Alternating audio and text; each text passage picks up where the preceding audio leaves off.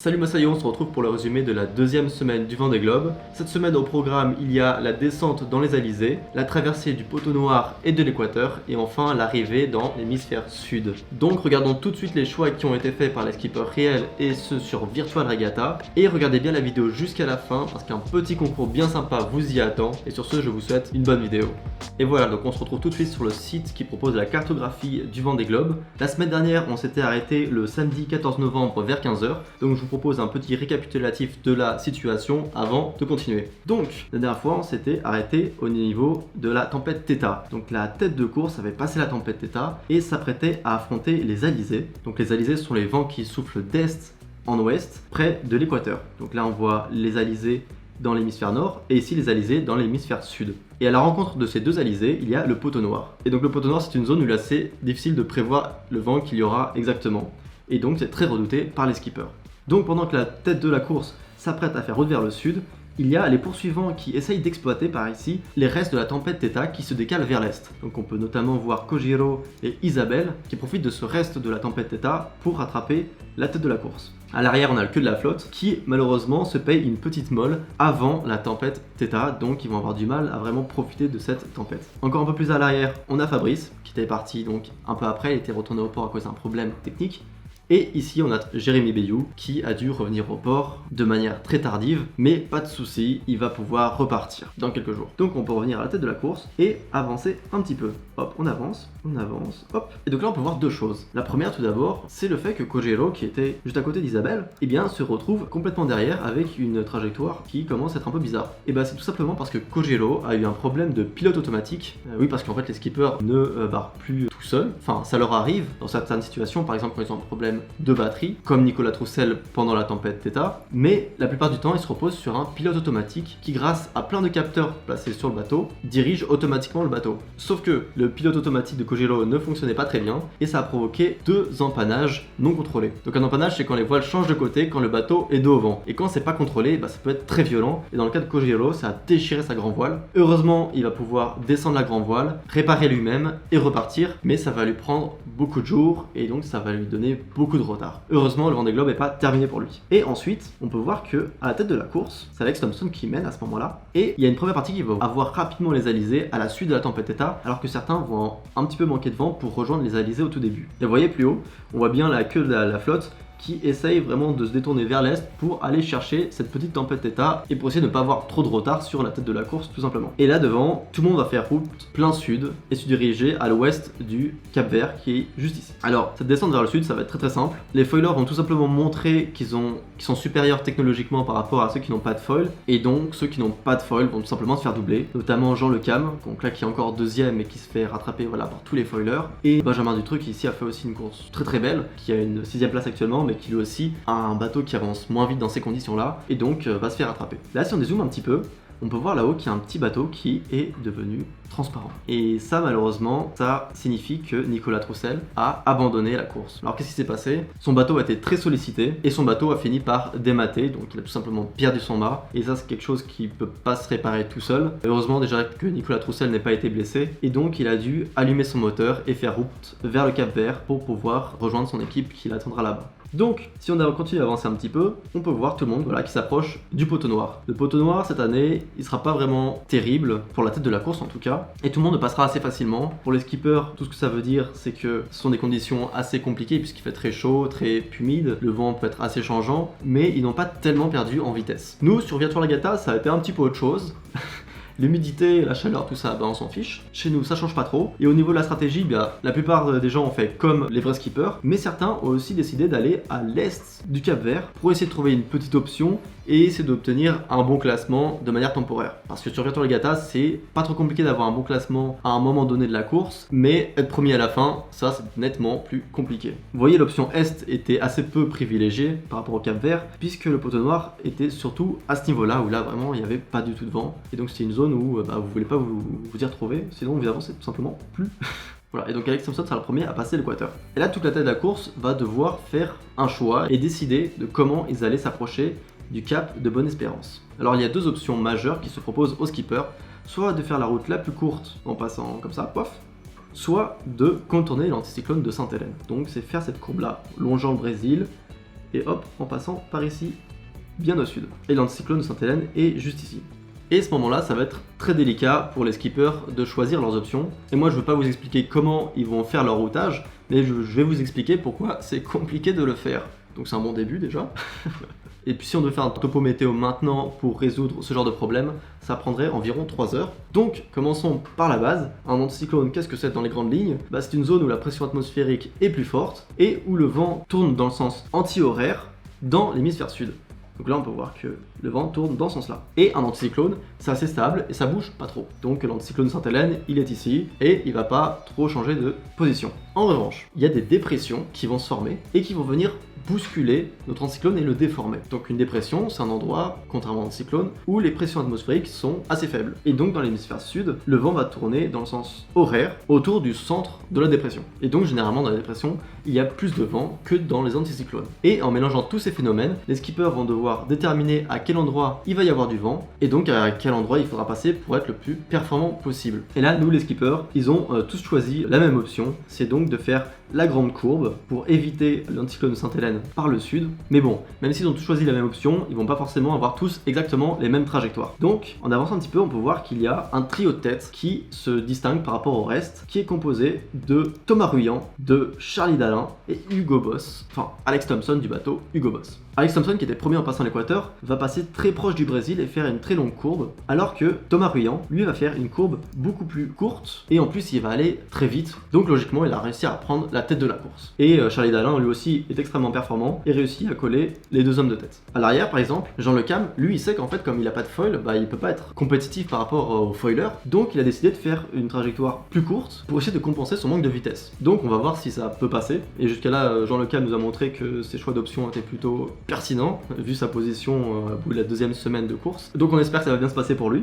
Mais j'aimerais revenir un petit peu sur l'arrière de la course et faire un petit zoom sur Isabelle Joschke. Pourquoi Isabelle Joschke? Parce qu'on va revenir un petit peu en arrière et on voit qu'elle a fait des petits zigouigouis à ce niveau-là. Bon alors, qu'est-ce qui lui arrivait à Isabelle Joschke? Eh bien, deux choses. Elle a passé une très mauvaise journée vendredi. Et bien tout d'abord, il y avait un de ses cordages qui lui permettait de régler une de ses voiles qui passait par une poulie. Sauf que cette poulie, elle a sauté. Et donc l'effort qui était dans la poulie s'est reporté sur un de ses balcons arrière. Un balcon arrière, c'est une des barrières qu'il y a à l'arrière du bateau pour que le skipper puisse se tenir. Et donc tout l'effort de la poulie a été reporté sur le balcon arrière. Comme le balcon arrière n'est pas conçu pour résister à ce genre d'effort, ça a tout simplement été arraché et Isabelle a été contrainte de devoir faire un petit bidouillage pour remplacer son balcon arrière. Et aussi Isabelle, il lui est arrivé une deuxième chose, c'était pendant la tempête Theta, elle a arraché son plomb de sécurité dans son moteur. Le plomb de sécurité, c'est une pièce du moteur qui permet de montrer qu'elle n'a pas utilisé son moteur pendant la course. Sauf que elle l'a arraché accidentellement. Et donc elle en a informé les organisateurs de la course, elle a changé de pont de sécurité, mais le règlement stipule que lorsque ça arrive, eh bien il y a une pénalité de 2 heures. Donc c'est pour ça que Isabelle Joschke a fait sa petite pénalité de 2 heures à ce niveau-là. Et donc c'était comme au début pour Louis Burton,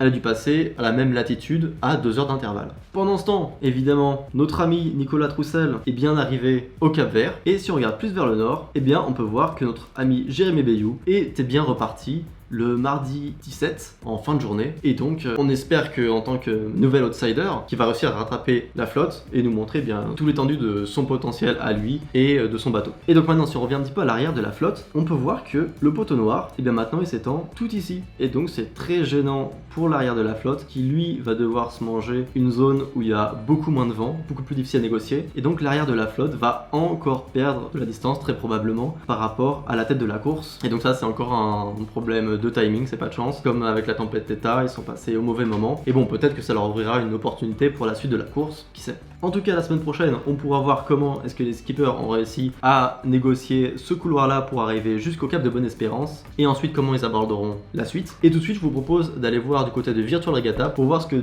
nous avons réussi à faire et les choix qui ont été pris par les skippers virtuels. Et voilà, on se retrouve sur Virtual Regatta et regardons ce que nous avons fait cette semaine. Alors ce que je vous propose c'est encore de regarder la trajectoire de François Gabard pour les mêmes raisons que la dernière semaine. Ça représente bien les choix faits par la tête de la flotte, et en plus c'est plus lisible pour vous parce que sa trajectoire apparaît en rose. tout simplement, voilà. Donc j'ai mes critères. Donc maintenant si on regarde sa trajectoire, c'est tout simple. Après le passage à la tempête Theta, ici, il est allé plein sud et il a essayé d'optimiser la trajectoire de son bateau pour essayer de passer au mieux le poteau noir. Et ensuite il a décidé de passer proche du Brésil pour contourner l'anticyclone de Sainte-Hélène qui est ici par le sud, enfin l'ouest puis le sud. Pour ma part j'ai choisi la même option, mais cette semaine j'ai pris beaucoup de retard, surtout au début de la semaine, parce que juste après la tempête Theta j'ai croisé une petite molle, donc il y a un endroit où il y avait assez peu de vent, et à ce moment là j'avais oublié de programmer mon bateau et donc j'ai perdu beaucoup de place. Donc surtout n'oubliez pas de programmer votre bateau si vous ne pensez pas vous connecter, surtout dans des périodes critiques. Mais voilà, pour la majorité des joueurs de Virtual Regatta, la traversée du poteau noir n'a pas été une grande difficulté et a assez peu ralenti les joueurs. Et donc durant cette traversée vers le sud, il y a quand même eu une petite course dans la course. Je m'explique. Donc pendant que tout le peloton descendait à toute blinde vers le poteau noir, certains joueurs ont décidé de partir vers l'est et certains ont décidé de faire ça notamment pour avoir une bonne place au classement. Parce que sur Virtual Regatta c'est pas trop compliqué d'avoir une bonne place au classement quand tu es au niveau du milieu de la course. Parce qu'il te suffit de te rapprocher de la trajectoire la plus courte, qui souvent n'est pas choisie par la majorité des personnes, car c'est souvent pas la meilleure option. Et donc il y a eu plusieurs joueurs qui pendant très longtemps ont longé les côtes africaines, en passant par Dakar, pour essayer de se battre à la première place, essayer de la garder la plus longtemps possible. Et c'était assez drôle d'ailleurs, c'est presque devenu un mème sur les groupes Facebook Virtual Regatta. Donc j'ai relevé 3 pseudos qui sont ressortis, Elflouchi, Luculus et Triton72, donc qui se sont échangés la première place du classement à ce moment-là. Et au final, ils ont rencontré la molle du poteau noir, celle qu'on avait vue à l'ouest de l'Afrique, et donc ils se sont fait doubler par toute la flotte, mais ils ont eu leur instant de gloire. Donc voilà, chacun ses objectifs durant le Vendée Globe, et donc aussi l'avantage sur Virtual Regatta, c'est qu'il y a moins de enjeux pour chaque personne, et donc certaines personnes vont se diriger vers l'est et essayer de faire la trajectoire la plus courte pour arriver jusqu'au cap de Bonne-Espérance. Est-ce que ça va payer? Ça on pourra voir la semaine prochaine. Maintenant on peut regarder la trajectoire du premier de la course, donc ça va être Rémi 9, et bon je vous avoue que ces trois là sont très proches et donc s'échangent souvent les places. Et Rémi 9, écoutez, il a fait à peu près pareil que tout le monde et descend en plein sud. Mais voilà, quand il a traversé le poteau noir, il a décidé de faire route un peu plus vers l'est, et donc il avait une route très performante, et en même temps il se rapprochait de la trajectoire idéale, et donc ça l'a permis d'arriver à la première place. Est-ce que ensuite il va réussir à bien négocier l'anticyclone de Sainte-Hélène qui suit? Ça on verra la semaine prochaine. A priori, il part pas dans les favoris pour conserver sa première place jusqu'à la fin. Mais bien joué à lui. Ensuite donc nous allons pouvoir voir les prévisions pour ceux qui suivent, mais là ça va être assez compliqué d'anticiper ce qui va arriver, vous voyez, ça va être très changeant. Donc là c'est le vent qu'il y a actuellement, et si on regarde à 24 heures, eh bien on peut bien voir le couloir qui se forme et que les skippers veulent emprunter. Le principe dans les prochains jours, ça va être de rapidement atteindre cette zone là, le cap de Bonne-Espérance, où là la situation météorologique paraît un peu plus stable. On va continuer à avancer. Donc ici à 48 heures, on voit un reste de couloir, et là les prochains jours vont être très changeants. Vous voyez, c'est très compliqué d'anticiper par où on va passer. Et donc la prochaine semaine de routage va être très intéressante parce qu'il va falloir être souvent connecté pour voir comment vont évoluer les fichiers météo, comment vont se déplacer les dépressions, comment on va réagir à l'anticyclone. Et donc là c'est vraiment le moment pour vous faire des places et réussir à grimper au classement, enfin je pense. Donc la prochaine semaine, soyez connectés, parce que même s'il y a moyen de faire beaucoup de place, il y a aussi moyen d'en perdre beaucoup. Et voilà, ce que je vous propose pour finir, c'est de regarder le classement. Alors actuellement, nous avons en premier Rémi 9, Trambert 2 et Messidor Camper qui forment les 3 premiers du classement général. Donc bravo à eux. Ensuite, on peut regarder le classement par équipe. Donc les premiers ESST, les deuxièmes les Tigres et les troisièmes Team Didac Costa. Et donc bravo à vous. La première Saucisson Sailing Team, elle se trouve à la 26e position. Donc c'est encore une nouvelle Saucisson Sailing Team qui est maintenant le petit logo pro, attention, hein. On se professionnalise dans l'apéro, et elle se trouve à la 26e place, donc de la part de tous les saucissons, bien joué à vous. Et voilà, c'est tout pour cette semaine. Le programme de la semaine prochaine s'annonce passionnant, et maintenant il est temps pour moi de vous parler de ce fameux petit concours. Et bien maintenant j'ai tout simplement décidé qu'avec chaque résumé de la semaine, nous allons regarder aussi la trajectoire d'un des abonnés de cette chaîne. Alors pour choisir cet abonné, je vais tout simplement organiser un petit concours dans les commentaires avec un thème qui variera à chaque semaine. Donc pour cette semaine, pour choisir notre abonné, je vous propose tout simplement de tous écrire votre meilleure blague en commentaire. C'est un critère de sélection digne de la Saucisson Sailing Team, je dirais. Et puis comme ça, tout le monde pourra se marrer dans l'espace commentaire en lisant tous les commentaires. Donc ça me semble être un bon critère de sélection. Évidemment, il faut que les blagues soient politiquement correctes parce que je veux que l'espace commentaire reste bon enfant. Et vous marquez aussi plein de points si la blague a un rapport avec le milieu marin. Donc voilà, je vous en prie, faites-nous rire. Et n'oubliez pas d'indiquer votre pseudo en commentaire parce que si vous gagnez et que vous n'écrivez pas votre pseudo, je pourrai pas vous retrouver tout simplement. Et voilà, et donc j'espère que cette vidéo vous a plu. Si elle vous a plu, n'hésitez pas à mettre un pouce bleu et à vous abonner pour ne pas rater la prochaine vidéo, donc dimanche 10h. Et sur ce, je vous souhaite bon vent, amusez-vous bien, ciao ciao.